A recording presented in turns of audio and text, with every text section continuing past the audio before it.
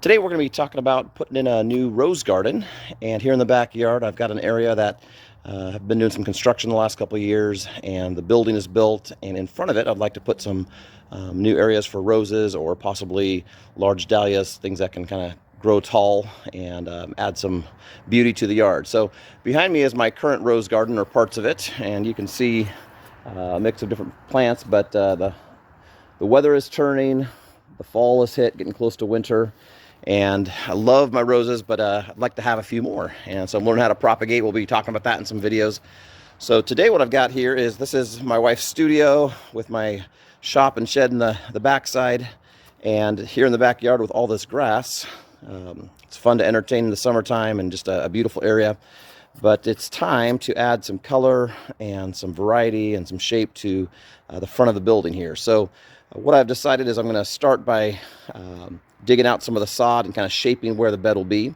So I've got a 3-foot stick that I'm going to use as kind of my minimum, and so I'll dig the sod out there, and then I'm going to add some curves. So it's great high sun area, but the soil is pretty much the grass, the sod, and then it just goes into hard, gravelly, non-touched dirt. And so I'm going to dig up this grass, and I'll kind of take you through the project a little bit by little bit. But I'm going to go now and keep digging out some grass, and I'll take some more shots for you to see.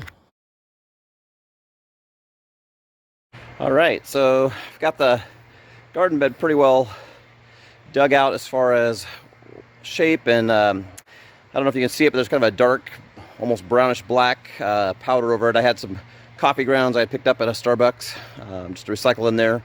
It's great for roses, getting that kind of composted in there. The worms will love that.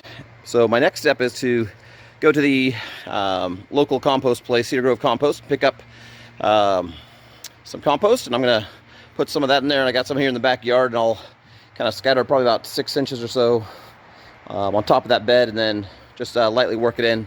What I've done so far here is I've taken my pickaxe and just kind of went through and softened it up, just to kind of break through that first hard bit of ground, and then the worms and the compost and the natural order of business will take care of that over the next few months, until we get to the next video where I can show you how we're going to plant and kind of get that bed ready to go for a beautiful spring. And then here's one final look at, brought in some compost and just kind of stirred it in lightly to kind of the top, I don't know, 9 inches, 12 inches.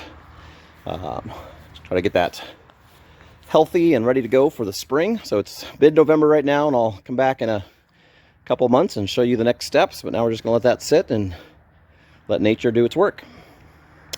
Thank you. And again, if you like this kind of video, please subscribe, and we'll see if we can get some more out here as quick as possible. Thank you.